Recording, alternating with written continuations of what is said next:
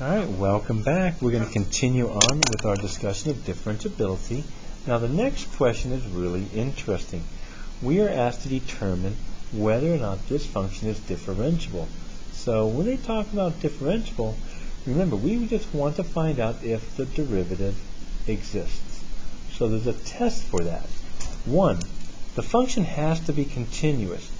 That's basically, we don't want any of our no-nos from above, all these little no-nos. We want to make sure that there's no sharp corner, that there's no vertical asymptote, no holes, no jumps.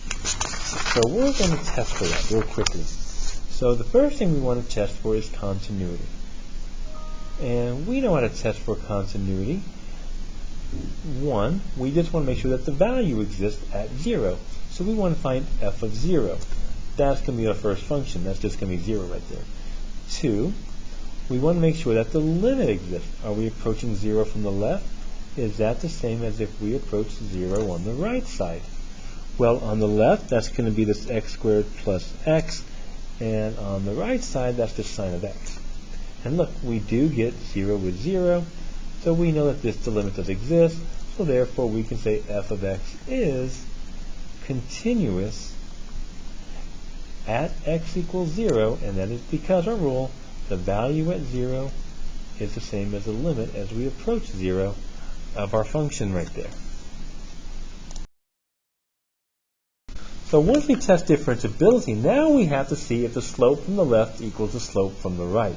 So to do this, let's first take the derivative of f prime of x. Well, the derivative of the top here, this is just going to be 2x plus 1. The bottom's derivative, we know that is just cosine of x. So here, x has to be greater than 0. Over here, x is going to be less than 0.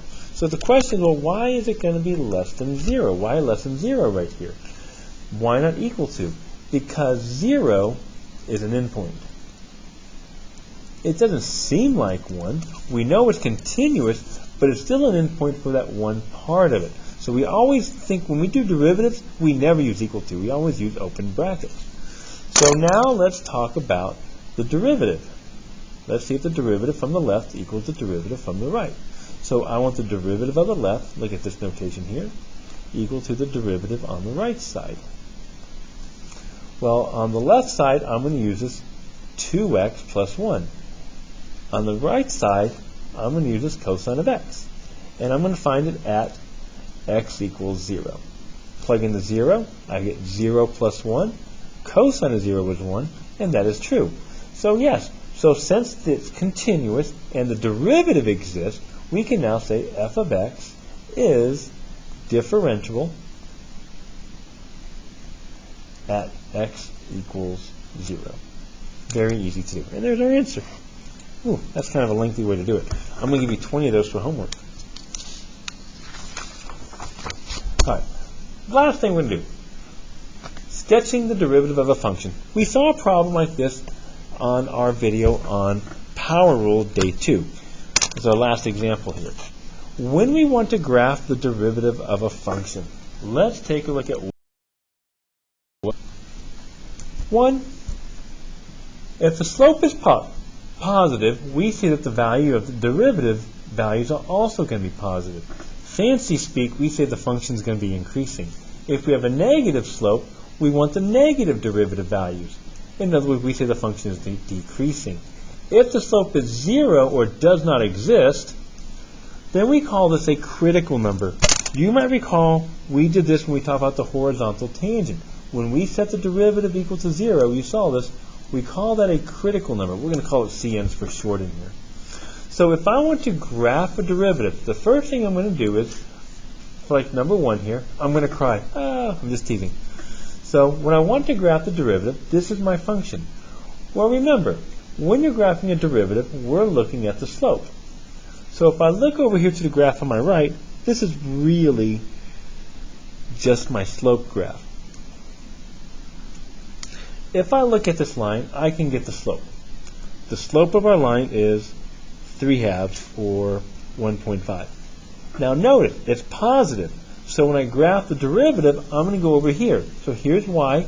Remember, this time my y values are looking at my slope. So an easy way to look at it, if you look at the x-axis, here we're saying the slope is 0. Anything below, where like right over here my function values are negative, or below the x-axis, we say our slope is less than 0, or that they're going to be negative.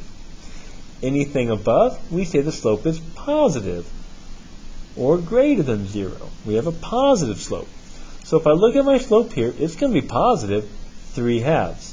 So what that tells me, if I go to 1/2, 1.5 right there, I can draw my slope graph, or my derivative graph.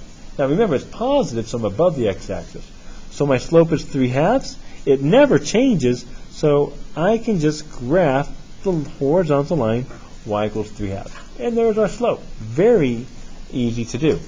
So remember, in this case right here, we're saying that the y values are our slope. Isn't that dope? I guess I'll cope. So let's take a look at a parabola. Now, it'd be nice if everything was straight lines, but not everything is straight lines. So what we do for a lot of these is we're going to find those critical numbers. We're going to find the critical numbers. And to do that, it makes it really easy for us so you can find the critical numbers. For example, our critical number down here is where the slope is 0. That's down here. Where the slope is 0, that's a critical number. And I'm just going to find the x value for that. And that is at 1, 2, 3, 4. It looks to be at about 4. So my critical number is at x equals 4. Now, how I use this? Well, down here, remember, my slope is 0. If I look at my derivative graph, there's my slope of 0. I just got to find out where that slope is 0 there. So I count out to 4. 1, 2, 3, 4. There it is. There's 4 there. So what that tells me is that when the slope is 0, it's going to be on the x-axis. Now I just have to determine, is the slope positive or is the slope negative? Well, I can look. Well, if I look before my graph, if I notice, it's getting more and more negative, right? The slope is negative. Now, it's not just a negative number, it's getting steeper and steeper and steeper. So what that tells me is, if I go up, we're talking the slope is getting more positive.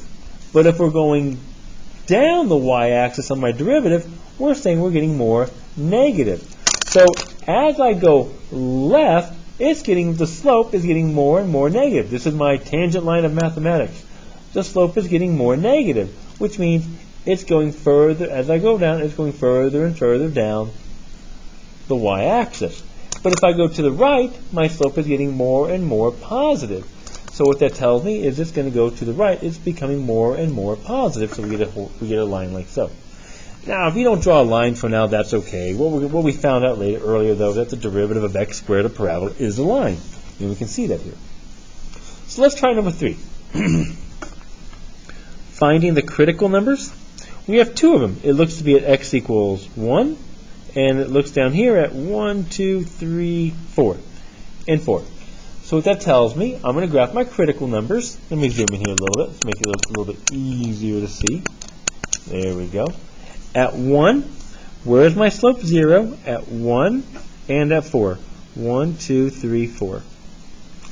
And now I'm going to draw this. Ready? From 1, take a look here. If I look, the slope is getting more and more negative. So here it's a negative slope. In between, the slope is positive. I'm sorry, I messed that up. Sorry. Here the slope is positive. Oh, that's embarrassing. And in between, the slope is negative. Sorry, it's going down. See, it's a positive slope. And over here, we're back to a positive slope right here. So how do I draw that? Remember, all positive slope on top, all negative slope on bottom. So if I start over here, if I go to the left, it's getting more and more positive the further I go left. So it's going to kind of go like this, like so. Now notice, in between, the slope goes between 1 and 4, the slope goes from 0 to 0, but it's negative the whole time. But it always comes back to 0. So when I graph it, it's going to like bubble under, but it has to go back to 0. And then afterwards, what does the slope do? It gets more and more positive as we go up. So it's going to look kind of like this. And if it looks ugly, I'm okay. That's fine. We're not looking for perfection here. That looks perfect, just the way it is. All right, number 4, excuse me. So here I want to find my critical numbers. Now here are my critical numbers where the derivative actually just does not exist. And that's my asymptote at -2. So that's still a critical number. Now the difference is for this critical number, it's a vertical asymptote. So asymptotes don't change.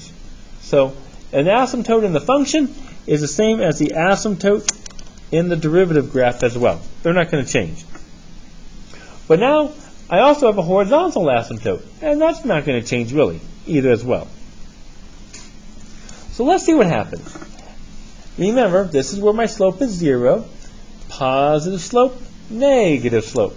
So as we start way over here, notice if I'm very too much to the left, the slope is like near 0. But as I move up, the slope is getting bigger and bigger and bigger. It's actually approaching infinity right there. So way over here, I'm starting at 0, but it's getting really large, approaching infinity as we go to that asymptote. And I just connect them.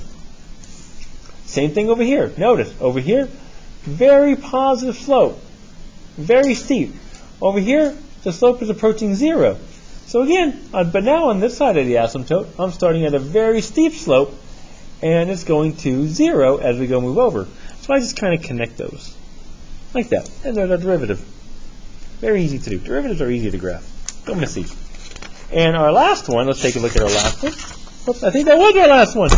Oh my gosh, look how easy that was. Hope you guys enjoyed the video. If not, don't comment. If you do, smash that like button. See you soon.